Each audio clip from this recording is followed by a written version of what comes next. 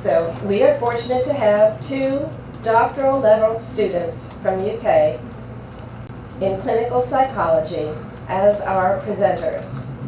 Both Lane Robinson and Tess Vogel are second-year doctoral students in the program at the did I say University of Kentucky? Yes, University of Kentucky. Lane's clinical interests include assessment of cognitive functioning in patients with neurological conditions. And Tess's clinical interests include the assessment of cognitive and emotional functioning in older adults and individuals with neurological conditions. So they know a lot, and they're here to inform us about their research into grief and depression, which is certainly something every clinical psychologist needs to know about, because it's a common occurrence in our population. They will be accompanied by Dr. Amber Billingsley, the director of the Harris Psychological Services Center at the University of Kentucky. She's not here yet, but she will be arriving. I'm here now. Oh, you're here now. Awesome. Okay, great. All right, well, welcome. Thank you. All right. Today's topic is entitled More Than Just a Sense: Grief and Depression Following Vision Loss. And we hope that this will help you or a loved one who is dealing with the loss of vision. All right, so Lane and Tess, if you'd like to come up. I have a handheld mic if you would prefer. Or would you want to use this one? Whatever's easier. Yeah. Handheld? Yeah, that's fine. Yeah. I'll give you a handheld one. Okay.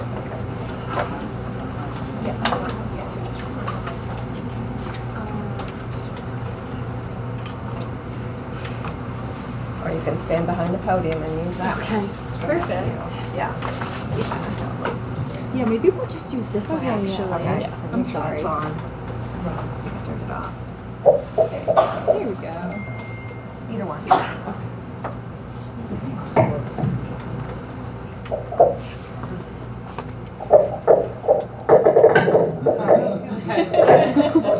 All right. Hello, everyone. Thank you, Susan, for those introductions. Since she introduced us, I will just go ahead and jump in. So my name is Lane, and I'm very excited to be here today, so thank you for having me. So we prepared some different things to talk about today. I'll just get started. So the first thing we wanted to touch on is that vision loss is more than just medical. So it's often treated as a medical issue, but psychologically it's much more than that. So we know that when someone loses their vision, they are not just losing their sight. They're often losing parts of their daily routine, their independence, and sometimes even aspects of their identity. So things like driving, reading, recognizing faces, or engaging in hobbies. These are not small losses whatsoever. So those things are deeply tied to how we experience the world and who we understand ourselves to be. So I'm curious, for those of you that have and are experiencing vision loss, what do you feel like you've lost beyond just the ability to see? So it could be something practical or emotional, or even something about how you view yourself. So feel free to raise your hand or blurt out if you have anything. You specifically want to know what? Sure, just like what comes to mind that's more than just, your sight. More than just your sight? Yeah, with vision loss, Well, just your sight is bad enough. Right. And it is a mind bender. Mm-hmm. For me personally, by the way, the one that's talking in here is Z. I'm the mouthy one. So, I had to quickly get control of my anger, because no one wants to hang out with a 6'6", 285-pound pissed off guy. And I like being around people. So I had to correct myself. And it got to the point where people say, you have a really good attitude about things, and you're very positive and so on. Well, I didn't have a choice, so I found out what it was like to be humble. I learned what it is to have patience, because if you're blind and you don't have patience, you are in trouble. And then you also learn how to truly be thankful. How to what? Be thankful. Yeah. Because there's a lot of things, regardless, if you're blind, well, how can you be thankful of anything? You're blind. Because God loves us. We cannot forget that. We have to pray big. We cannot pray weak. We have to pray big. It's like Texas. Go bigger. Go. And this is all very important, because you may not know at any point, it just depends on how long you've been blind, what kind of blind you've been. Do you have tunnel vision? Do you have MAC? Are you like I went Ray Charles. I was totally blind. The only thing that did for me was improve my karaoke. Okay? And speaking of, put me on the list for karaoke. And so it's very, very important that within ourselves, even if it's for the caregiver that you might be assigned, even if it's for your wife or your husband or whatever the case is, you have got to remember, be gentle, be kind, be loving, and be thankful. Thank you. That's really good to hear. And we talk about a lot of the points that you brought up, and like experiencing anger as it relates to the loss of something. And we kind of talk about it in the context of, grief, which is a lot of times associated with like losing a loved one, but grief can also result from, losing something that's very valuable and important to you, and anger is definitely your world. It's yeah, valuable. exactly. You lost your world. Yeah. Thank you. Yeah, and like Lane said, one of the most important points that we want to emphasize today is that grief is a normal and expected part of losing your vision. So, like we said, we often think of grief as something that happens only after death. But like we had Zeke say, grief can actually occur anytime we lose something meaningful to us. So in this case, it could be the loss of independence, certainty, or of the life that you expected. Grief is actually adaptive in a way. It does reflect that something important to you has been lost, which means that it mattered. So one way that people understand grief is through what we commonly call the stages of grief. These stages include things that you've probably heard of, like denial, anger, bargaining, depression, and acceptance. But it's really important to remember as we go through these that these are not linear steps. People don't move through them in order, and you might go back and forth between them. I'm going to have Lane start with the first stage. Yeah, so like Tess said, these don't go in order, and you're not just like in one and then you're in the other. You can really kind of go back and forth. But some of the common experiences of people who are going through loss are, one being denial. So, and this does tend to occur more at the beginning of a loss. So early on you may experience, shock, denial. This can look like kind of minimizing the impact of the loss or holding on to the hope that things will go back to how they were. And during this stage, you might, continue to try to do the same tasks or hobbies in the same way that you did before the loss, despite the difficulty that, you would be experiencing. Or you might try to, avoid using things like assistive devices and relying on loved ones because, you're kind of pushing back against that loss.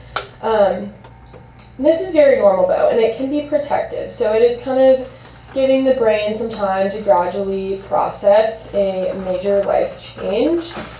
So, it wouldn't really make sense if overnight you just are like, yep, all right, everything's good, this is fine. I know how to proceed from this. It really does take time to adapt and adjust. So denial is very, very common and understandable.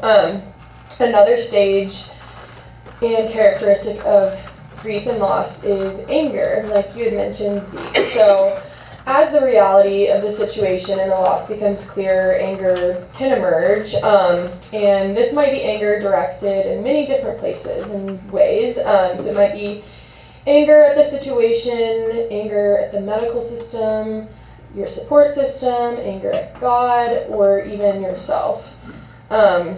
So for example, you might experience, frustration with others offering to help, anger about the loss of independence, things like driving, or irritability that daily tasks now require more effort than they did before.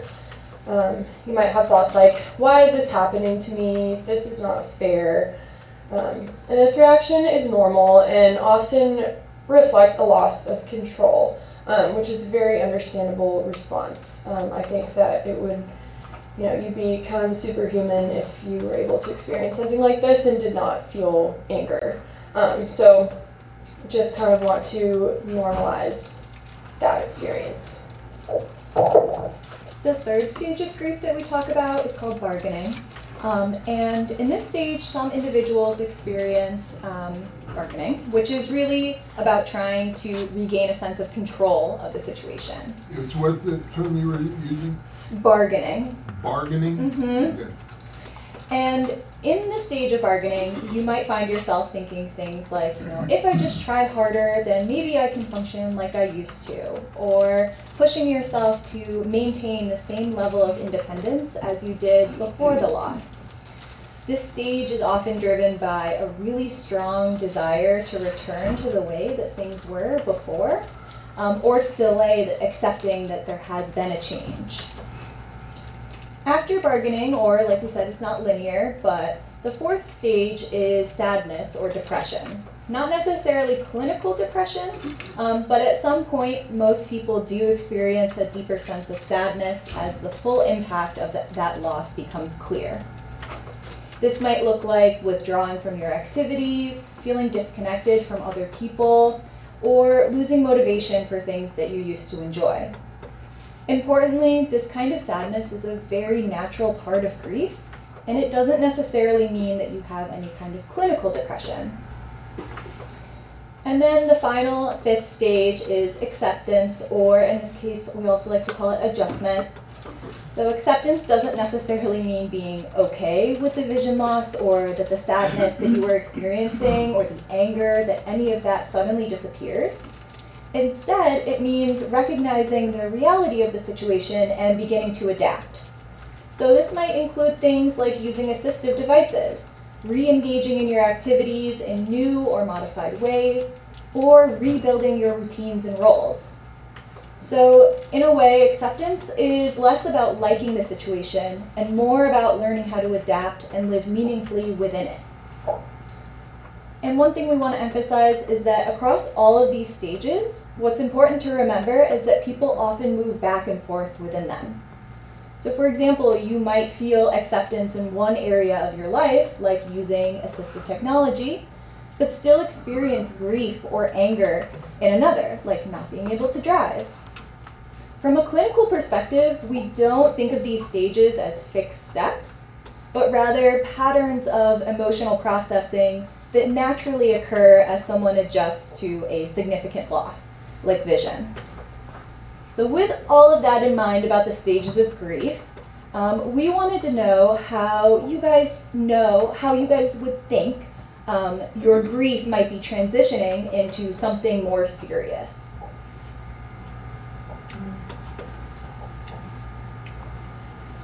If you can't stop being cranky at God. I turned around and I vented my anger toward God one day. I did. I was downright nasty. I'm surprised God would have anything to do with me after I addressed that spirit. And then it hit me. Hello and welcome. Awesome. What's your gender? You just got done laying into one of your board of directors, God, because my board of directors is Father, Son, and Holy Spirit, and I tore them all up. And then I had to get control of myself. And that was really a big awakening for me. And you know, people would say, oh, you shouldn't have done that. Whatever, I did. And then you hold the expletives down on it because you're cranky. But the bottom line is, you do have to come to peace with yourself. And, you know, I used to drive 120,000 miles a year. And then I couldn't drive at all. So then you have to learn to trust somebody else behind the wheel, and you can't see. You don't know what's coming at you. It's like when they hit the brakes, you freak out. There's a whole learning curve that is not normal. Okay? And hopefully it all works out. And you know, it's like personally, I've done comedy for 15 years. The whole time I was blind. And I've never seen a club around, except for in October after I got my eyesight back. And yeah, I went from living in the dark, y'all, to God blessing me. And wasn't anything I did. It was strictly by the grace of God that I got my eyesight back. And my uncorrected vision, and this just happened in the last 6 months, I went from completely blind in the dark to having uncorrected vision of 20/25. And I cannot say that I'm thankful, because I'm eternally thankful. And you gotta pray big. You can't stop praying. Don't stop praying. That's what I'm sharing with y'all. I'm being a guy who lived in the dark and knows the ugliness of that situation. Hey, you know, you gotta watch out for that first step when you step off the step, because it could be bad if you miss. And all the same, you just have to pray. And you'll end up having a more intense, diversified relationship with God. Don't quit. Even cranky. Believe me, I was cranky. Okay? Don't quit praying. Pray big. I mean, people like, I would exercise my eyes. Back and forth, up and down, do all these exercises. And people go, Zeke, what are you doing? I say, I'm exercising my eyes. Zeke, you're blind. Why are you doing that? I said, because when God gives me my eyesight back, I'm going to be ready to rock and roll. Now, people say, well, it took you 15 years. I've heard that. It took you 15 years. Well, guess what? To God, that's a blip on the radar scale. Okay? 15 years is nothing. And maybe I had a learning curve to do for 15 years. I don't know. I'm just happy about it all right now. And it's wonderful to see every one of you. You're all beautiful. I believe it. And I'm glad you still let me in the room. Thank you, Susan. Oh, and by the way, I will do some shameless self-promotions. I'm on stage April 7th. Sorry, had to flip through it. April 7th, I'm on stage at Comedy Off Broadway, 7 to 9. And I don't know which one I am, but if you've never been to Comedy Off Broadway, it's a cool place. And I will tell you this up front, I don't drop the F-bomb, I don't use the C word, don't even bring sex up, really. I just get everybody really rowdy in the audience, and I give them love, they give me the love back, and we party on. So if you are looking to get a laugh in, it doesn't matter if you see, it just means you got to laugh. All right. Are you similar to Jerry Clower and Minnie Pearl, that kind of comedian? What's that? Are you similar to Jerry Clower and Minnie Selfless Pearl? promo. No, I don't do really cool. I don't even tell jokes. I couldn't save my life to save the joke. All right. Well, thank you so much for that. That's really, really special to hear. So the next thing we wanted to talk about is when this typical normal grief becomes something that is a little bit more concerning, which is depression. So Grief typically, the loss of a loved one or of your vision or something very important to you, usually kind of resolves itself. Like Zeke said, you kind of find that way to accept and to kind of, adjust and move on and be able to kind of still enjoy a life that you make for yourself. But depression can, but for some it becomes more persistent and this starts to affect daily functioning. That's where we begin to think about the difference between grief and depression. So a helpful way to think about grief is if you think about a ball in a room with a little button, and the button is a pain button. So early on in the loss, the ball is very large, and so in a small little room, a large ball is going to be knocking into that pain button all the time. So the pain feels constant. But over time, that ball gets smaller and smaller. So that pain button is still there, but it's getting triggered less often because the ball is running into the pain button less. But depression is different. So it's less about these moments or waves of pain, and it's more about a persistent sense that nothing is meaningful or likely to improve. So the key difference is that depression tends to be more constant and more global. So it affects how you see yourself, your life, and your future. So at that point, a really important question becomes, when should someone seek additional support or professional help? You may want to seek professional help or reach out to someone if you notice things like sadness or having a low mood most of the day, nearly every day. Depression also might look like a loss of interest in activities that you used to enjoy, or significant changes in your sleep or appetite. It could also be low energy or trouble concentrating, as well as feelings of hopelessness or being a burden. Or depression could be thoughts about death or not wanting to be here. Those are all signs that additional support could be really helpful. That this isn't just grief, this is transforming into something a little more severe, a little more clinical in that sense. The good news about depression is that it's highly treatable, especially when addressed early. So treatment for depression might include things like therapy, such as cognitive behavioral therapy or acceptance-based approaches. It might also include things like medication, like antidepressants. Most often, it does include a combination of both of those things. Thank you. And in addition to kind of getting professional treatment, there are also a ton of things that you can do along the way to support that adjustment more broadly. Whether someone's experiencing depression or simply navigating the normal process of adapting to vision loss.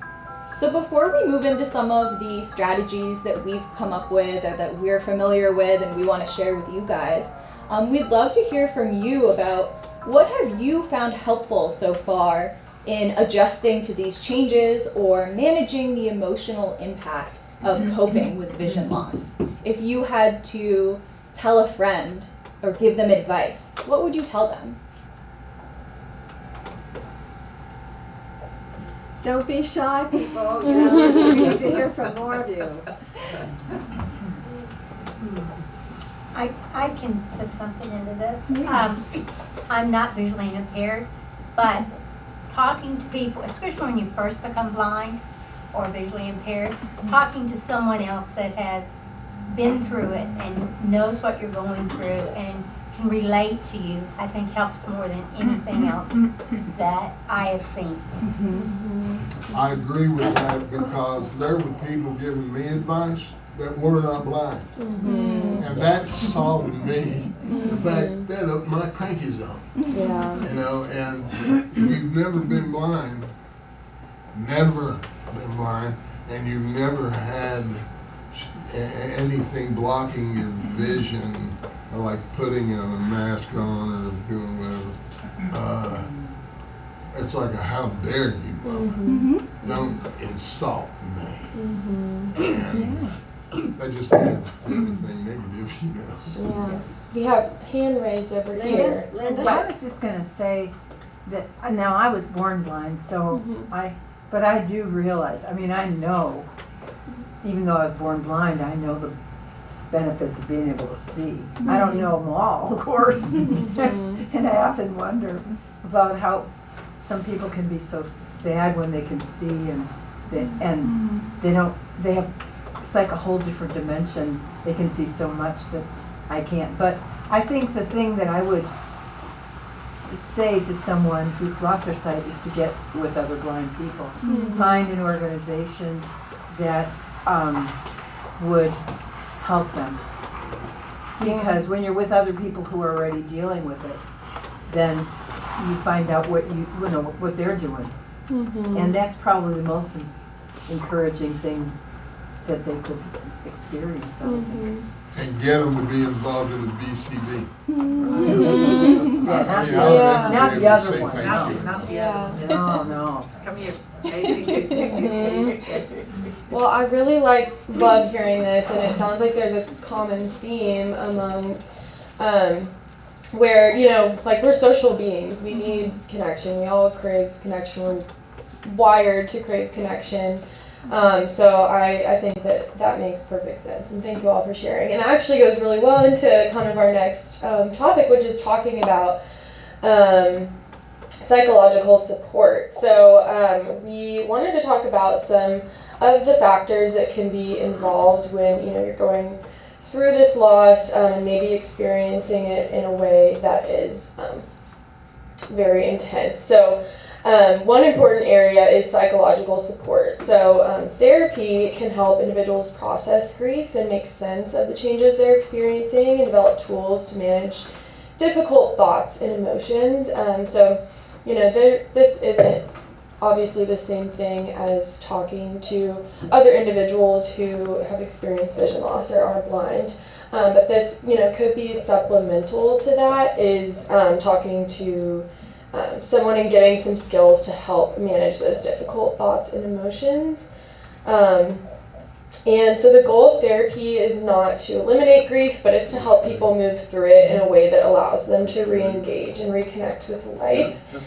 And so, some of these therapies help identify and shift unhelpful patterns and thoughts, like I can't do this or I can't do anything anymore, to, some acceptance-based approaches that focus on learning how to still live a meaningful life, even in the presence of loss or discomfort. Yeah, go ahead. Can I share? This is sort of irrelevant in a way, but I went and got my first guide dog, and I was about 17 or so when I went in the summer after I got out of school. And of course, there's newly blinded people there all the time when you go to get a dog. Yeah.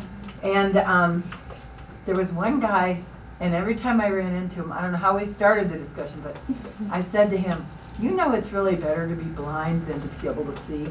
Now, I'd never say that today. I wouldn't. I'm a lot more mature and I know a lot more. But I did. Every single time that we met, I'd say it's better to be blind. and I'd say because you can find out who are the people that are really compassionate, who has really good character, and you're trying to cross the street and you're not real sure, and then someone will come up and they offer their help, and I said it's better to be blind, and I don't think I can convince him. But that might have had some effect on him anyway. Yeah, I like that, because it's kind of like when we think about, shifting and kind of rethinking these thoughts and our approaches to life. I think that's a perfect example. Like, you create this reality that you live in. So I really like that. Like, if you go around telling people that that's the case, then, you're going to believe it. I probably told them that like 6 or 7 or 8 Yeah. I love that. Thanks for sharing. Yeah, thank you for that. Yeah. I guess, like, I have vision, I have multiple sclerosis, and that's how I first found out that I had, because I was a teacher, and everything, it didn't matter what color it was like different versions of gray. Mm-hmm. I went to our doctor and it's like, no, I don't think it's your vision, I think it's something else. It was Mm-hmm. like optical neuritis. Everything was blurry. Turn off the flashlight.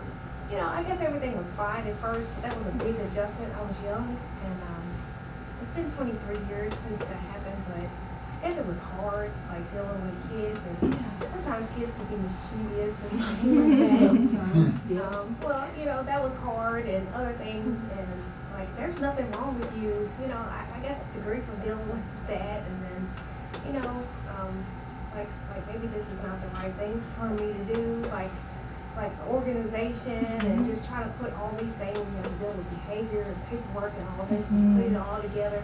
It was a lot. And then the grief of losing the job, and then, you know, going into health, you know, disability and things like that. That was hard. Yeah. That was a big job, and I was young at that time.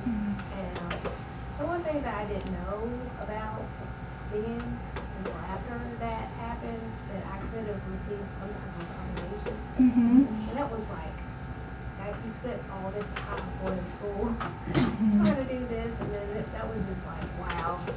And I just felt like there was nobody that there was here. It's just like you're trying really hard, you're trying your best, but it's just like you're out in a battle, and there's no one there to help you. And I didn't realize that. And then I was like, well, maybe if I go to school, maybe I can learn something, maybe how to deal with kids' behavior, how to do these things. And you know, since then, I was determined. I've always been determined. But I'm glad I came here.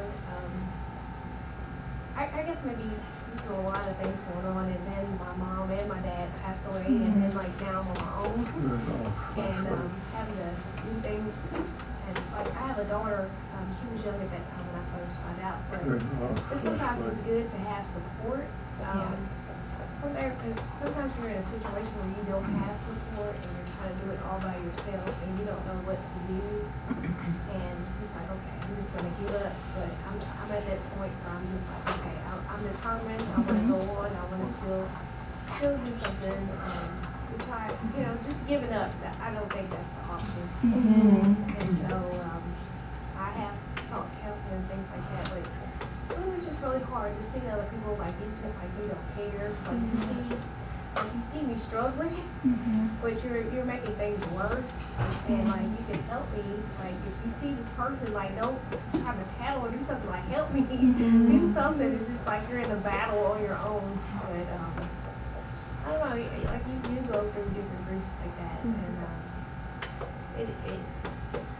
even though you try to be strong, sometimes things can get really rough, and you just really don't know what to do. And it took a long time to figure things out. I'm still developing. Sometimes things are hard. Yeah. I'm trying to find other support. I mean, my vision's gotten a little worse, but at least I've got stronger glasses to see. I mean, I can see a little bit more than what everybody else does here, but I'm determined that I'm going to not give up.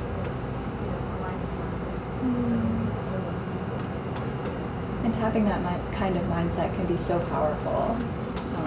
And when that grief starts to feel overwhelming, there are other things you can do, like you said, seeking support through an organization like this or through therapy.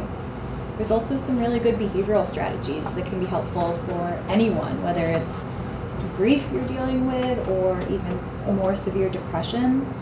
So from a behavioral perspective, actually, one of the most effective tools we have is something called behavioral activation.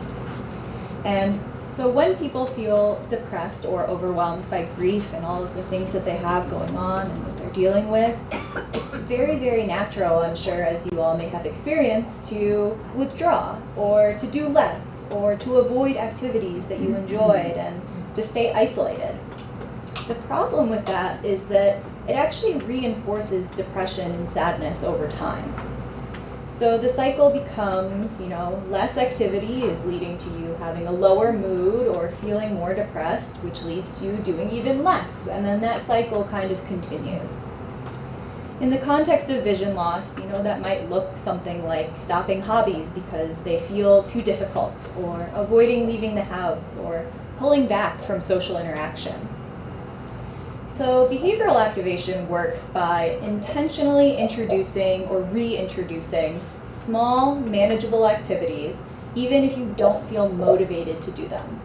And that's really the key idea of what we want to, the strategy or tool that we want to give, is that action often comes before motivation, not the other way around. I'm sure many of you have felt like you don't have the motivation to do things at some point, and the action typically doesn't follow. So this idea of re-engaging with activities and things you enjoy looks different for everyone. And we were kind of curious if you guys had any ideas you'd like to share of activities that you used to enjoy and how, if at all, you adapted them as you lost your vision or progressed.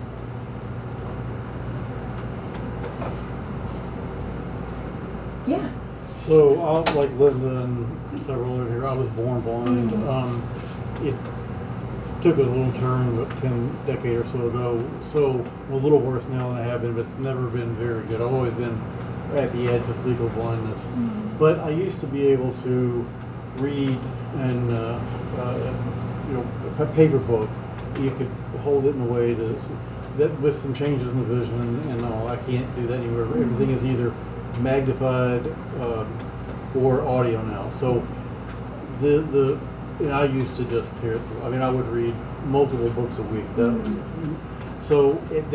That adjustment from the paper physical book to the audio book took a while and was a little bit of an emotional challenge for me. So that's a great example. Audiobooks is a way to keep reading. Yeah, of course, go ahead. We have big bags. Somebody touched me. Is it okay? Oh, yes, okay. I used to cook. I've been cooking since I was 12 or so, and my parents were in the Air Force, and Can you speak up some of them? Can she use your mic? Yeah, let's get mine. I'll take it somewhere. Perfect, thank you. Somebody's coming for the mic.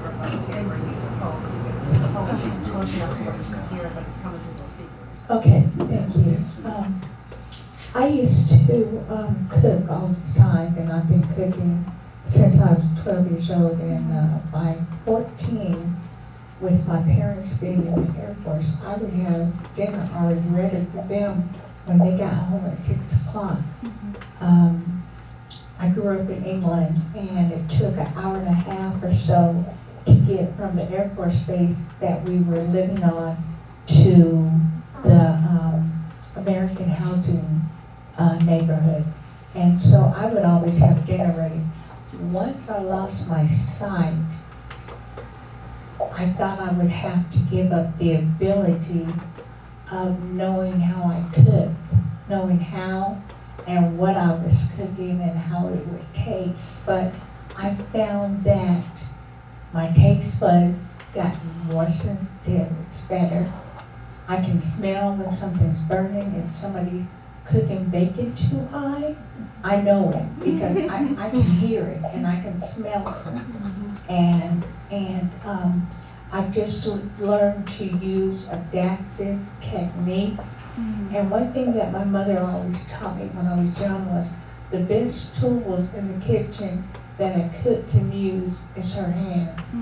And I use my hands for stirring everything, except for, hot liquids and hot pots and stuff. But if it comes to making tuna fish or potato salad or something like that, I use my hands. I make sure everything's clean.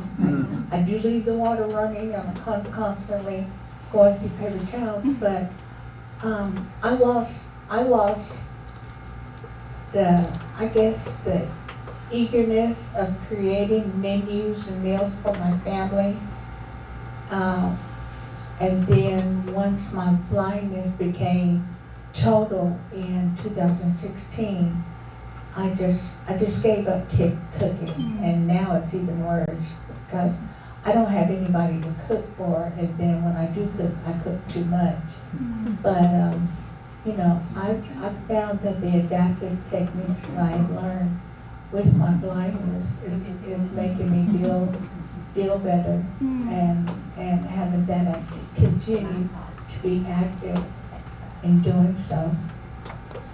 Thank you so much for sharing. If you ever end up with too much food, I'll help you out. And that's exactly what we're talking about with behavior activation. The goal isn't to give things up, it's to find new ways of engaging with them, just like you were talking about. Because, like we talked about, motivation might be really low. It's often to be intentional about what we do. And one of the ways that we can do that is actually by scheduling activities to ensure that you're more likely to do them. So it's easy in our heads to say, I should cook, or I should read, or listen to an audiobook, or do something. But when we intentionally schedule those things, like I said, we're more likely to do them. And this can look like planning one small thing in the morning, afternoon, and evening.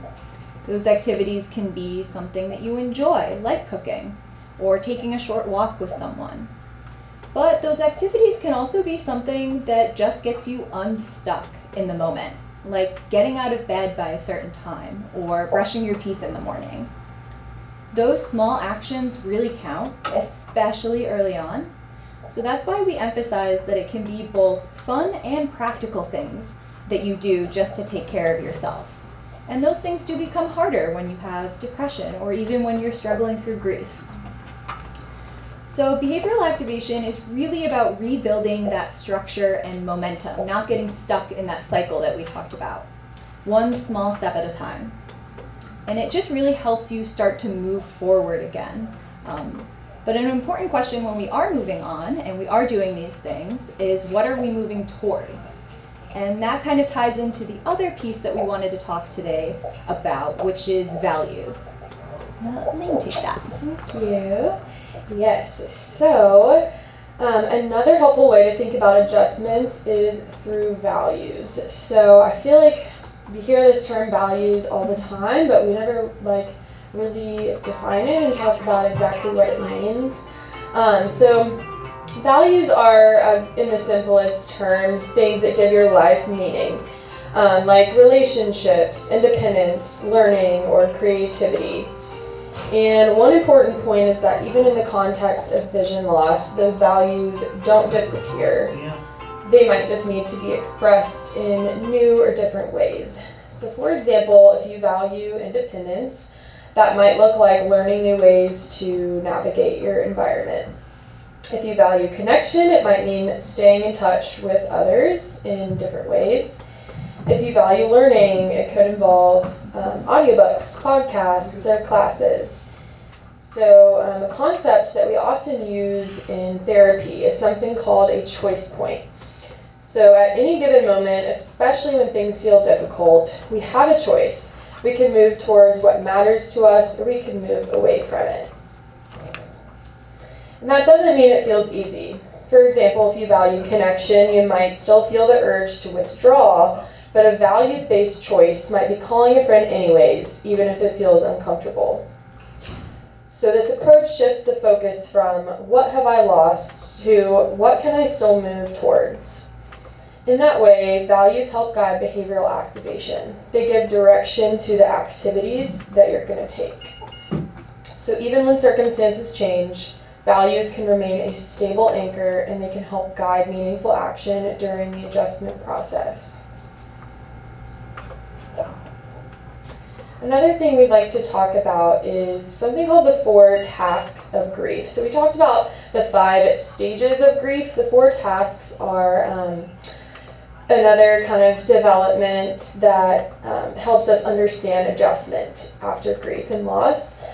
And so these aren't steps that you complete once. They're processes you move in and out of over time, similar to those stages. And just starting with the first task, kind of like how we started with the first stage of grief, the first task of grief is accepting that reality of the loss. And that doesn't mean liking it, kind of how we talked about with acceptance as our final stage. It doesn't mean you have to like or enjoy the loss. It means acknowledging that the change is real and that it's significant. And the task that is specific here is looking like talking about your experience, recognizing the impact without downplaying it, and connecting with others who understand, like support groups or like everyone here today. This is especially important early on, especially when denial or disbelief are still present, and therefore it's a really good place to start for most people. The second task is allowing yourself to process the emotional pain that you're experiencing from the loss. So this can include letting yourself feel upset or emotional rather than pushing it away. Taking time to reflect, whether that's through mindfulness, journaling, making voice notes, noticing what triggers your grief, and learning how to experience those moments without always avoiding them. Importantly, this is something people often return to over time. It's not a one-time process, and that is perfectly fine. So sometimes it is helpful to just feel those emotions out instead of trying to push them away, because they're probably going to come back at some point. And the third task of grief is relating to adjusting to your life after the loss. This happens on a few different levels, actually. So the first level that this might happen might be externally, which means changing how you do things day to day. It might include changing the way you used to do things or how you reach out to others for assistance. This also happens internally. So this means adjusting your sense of identity. It might include thinking about how your identity has shifted as a result of vision loss, and reminding yourself that although you have lost an important sense, you haven't lost your sense of self. So in this kind of task internally, we want to practice doing something called reframing. Reframing your thoughts when they get overly negative. If your thoughts include things like, I can't enjoy that activity anymore because of my vision, we want to try practicing replacing it with curiosity and problem solving. So that might look like, I can't do this anymore the way I used to, but I wonder if there's still a way I might be able to engage in it in a meaningful way or in an adaptive way. And sometimes this might also happen on a spiritual level, like Zeke talked about. Examining your beliefs and finding ways to integrate that new reality into your belief system.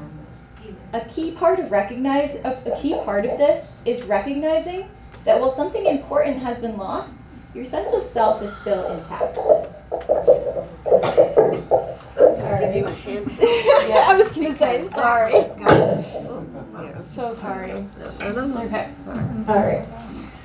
And then the fourth task of grief is maintaining connections while still moving forward. So finding a way to stay connected to what was lost while still moving forward. In the context of vision loss, this can be especially important because over time, visual memories can begin to fade, particularly depending on the severity of the loss and how long it's been present.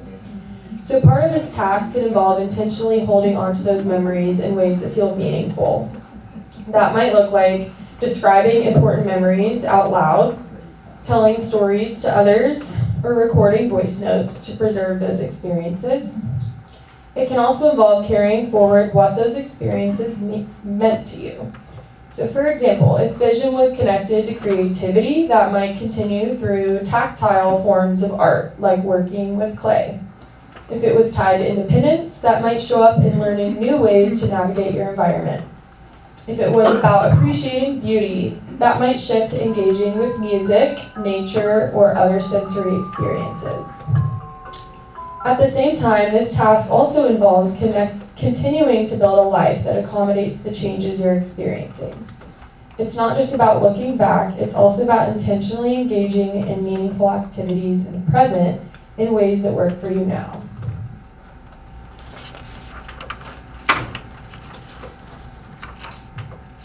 So rather than letting go of the past, this task is really about integrating it, holding on to what mattered, and still allowing yourself to move forward. And then another thing which I can't remember your name, that you touched on when you were talking about adapting your ability to cook to using your hands and your sense of smell and your other senses.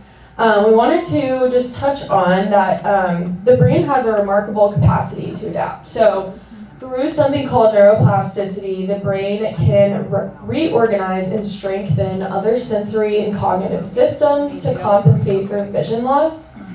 So examples of this include the brain kind of developing an increased reliance on auditory processing, enhancing its ability to kind of interpret and process tactile sensitivity, and then also improve spatial awareness through just training.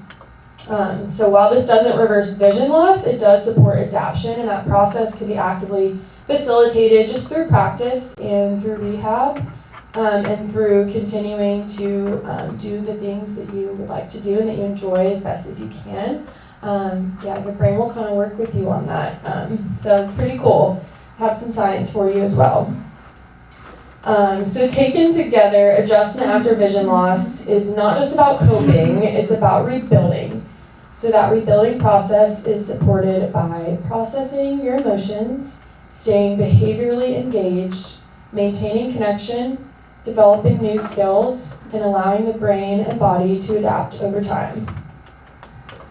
And as we start to kind of wrap up today, we just wanted to end on something really important because we've gone over a lot of different things today. Obviously, you guys know better than us that vision loss changes many aspects of your life. But obviously, it doesn't eliminate the possibility of a meaningful and fulfilling life. Grief in this context is actually evidence that something mattered. And while depression can sometimes develop, like those symptoms that we talked about, it's important to remember that if you are experiencing something like that, it's highly treatable and that support can make a real difference, like you guys have here. Adjustment, like Lane said, isn't just about getting back to the way things were. It's about building a life that still feels meaningful, even if that looks a little bit different. And we wanted to end with all of that in mind. We'd love to hear from you guys. Just some more things to share, some advice that you might give, or things that have helped you adjust to vision loss as you have kind of navigated that. Because, yeah, go ahead. I'll take one thought. Of course, I've been legally blind all my life. Just have like in the right eye 2400 and left eye no vision. I've not done it since I was born. But I've always been willing to try new things. Like I had a visual tech which would enlarge stuff on the screen so I could read it with large print and have large print magnifier on the glasses that I got. And I've always been willing to try those new things and so forth. Yeah, that's a really great positive outlook to have on it. It's that problem solving and creativity mindset that we kind of talked about. How about anyone else? Yeah, go ahead. I was just going to say that there are so many books that are like biographies of people who have lost their sight and the things that they've gone through and how they eventually reconciled their feelings and, you know, like some people tried to hide they were blind and things like that. Same with getting a guide dog. There's all kinds of things that you could read to prepare for getting a guide dog by people who've already done it. And that's a real big help, especially people who like to read. Yeah, that's great. Thank you so much for sharing. Anyone else before we wrap up? I'd say don't avoid anything that will help your life. I avoided a lot of things. I did. I was cranky. You know, I wasn't always cranky forever and a day, but initially when this happened, I was cranky. And I didn't want to do certain things because I thought it would slap a guy in the face. And I didn't want to read books I didn't want to hear Sean tape. And here there's an excellent source. And if anybody doesn't know these sources, make sure you talk to Susan about this. She'll guide you in. But there's all kinds of books on tape that you can get for free. And I didn't do it because I love reading. I was like the Imelda Marcos of books. Instead of having 85,000 pairs of tennis shoes in my closet, I had 85,000 books that I had read. And I highlighted in every one of them. I loved my highlighter. And I couldn't highlight a tape. So I wasn't going to do it. And I missed a lot. I know this now, but, you know, hindsight is 20/20. But I missed a lot of things. And I stopped going for walks because I couldn't see anything. Why go for a walk if you can't take it in visually was my thing. I missed a lot. And don't miss out on anything. Being blind sucks. I don't care who you are. I don't care how your attitude is. It comes down to it is horrible. But you gotta go with it. You gotta make the most out of your life that you can. Embrace what's available. I am so thankful that the BCB folks turned me on to my Echoes device. I'd have been lost without Echoes. And I love music. And so if you don't have an Echoes device, get one. But this is a great place. This is a great resource. They're not paying me to say that. It just is. And I'll tell you one of the reasons it's great is because of all y'all. Truly. I see some people that I've seen over, I don't like this term, senior center. I see you out there, yes I do. And, but I like calling it recreation department. Senior center is a little geriatric for me. But, it's like, embrace life. There's a lot of resources out there, like the senior center. And there's a lot of fun people there. And you really do develop relationships, and face it, it really does come down to having a satisfying life. It comes down to our relationships. Embrace it. I don't think you have any idea how funny it was when you were talking about the neuroplasticity. That is the most common thing we hear is, oh, you're blind, so you got like supersonic hearing, or you can smell. It's true, but it's still funny. I was trying to not laugh when you were talking about that. When people say, oh, I bet it has helped your sense of smell. Yeah, and sometimes you're happy. Well, we're blind and now I can hear. Which is usually, that's usually the first thing when you say you're blind, everybody starts talking louder. I bet. It is, or they think you're a little bit, stupid. Oh, no. But I would. They don't talk to you. Right, recommend I guess the people that you deal with every day, family, spouse, husband, whatever, is to do like a kind of a mobility thing. Like here we do, I don't know, what's it called, sensitivity training, where you learn to walk with one another, how to guide this person, how to do this, how to go through doors, all that kind of stuff. And I think that helps to eliminate a lot of stress and frustration, instead of grabbing the person's hand and trying to drag them through the door, or let's go, or let's do this. There's an actual way to do that, and the person who is blind or visually impaired needs to know, as well as the person who's helping them. Yeah. So if there's someone that you live with, or whatever, your family, they should all learn how to do that, so that it doesn't make the person that's trying to get you to go somewhere to, they know what to do. They're not frustrated by you lollygagging around or whatever, or them grabbing you and saying let's go or whatever. They know how to get your elbow, or you get their elbow, whatever, and go. I think that helps a lot. Yeah. Thank you for sharing that. Yeah, go ahead in the back. Oh, go ahead, Bill. Oh, I'd just like to say I was born with end-stage glaucoma. She's got a mic for you. Give you the mic.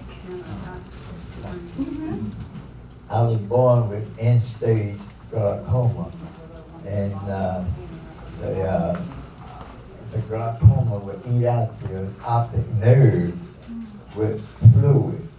And when I was 14 years old, I was also called in the ministry, and I haven't had the opportunity to,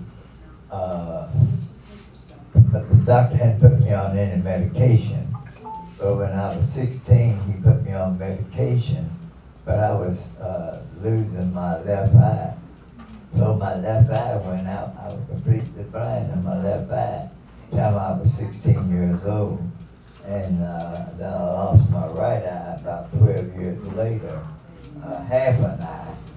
And so I had half an eyesight. And then when COVID came down on me about 8 years ago, I lost that, a little bit of peripheral vision that I had in my right eye.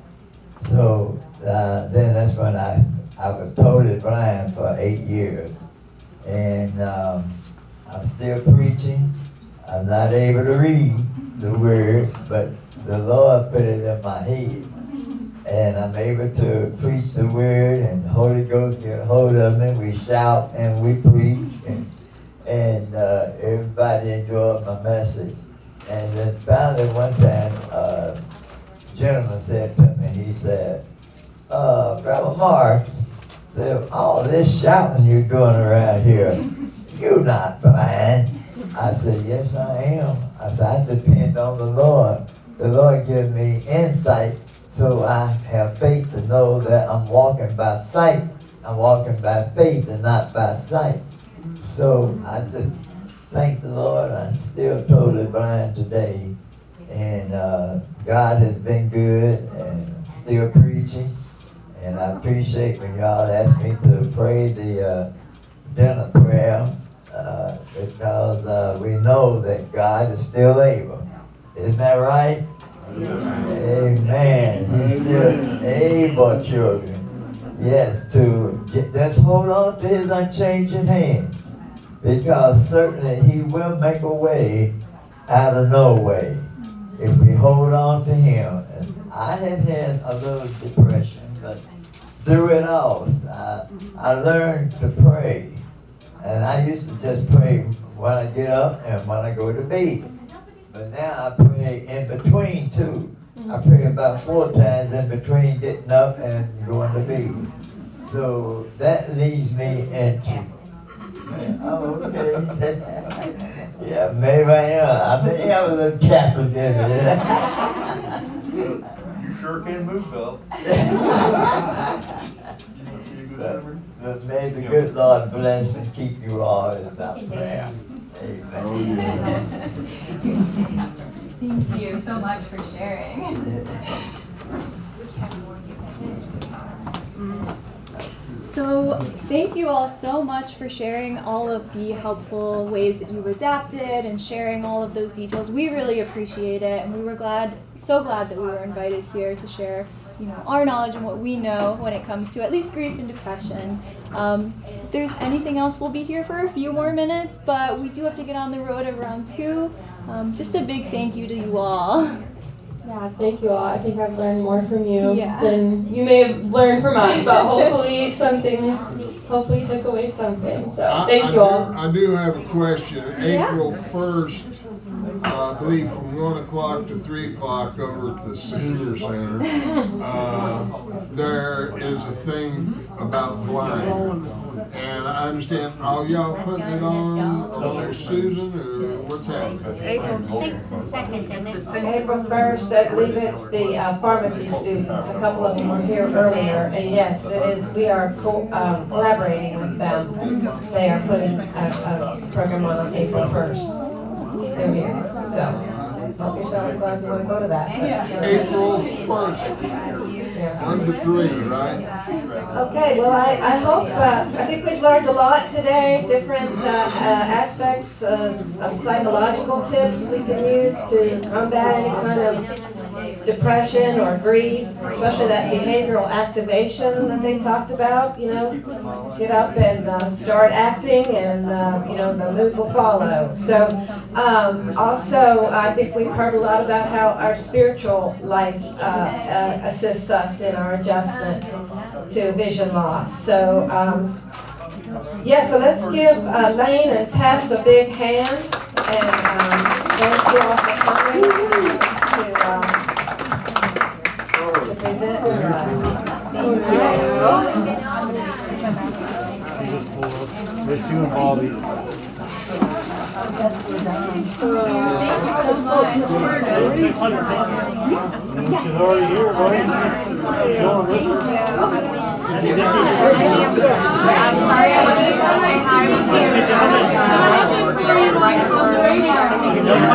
sorry.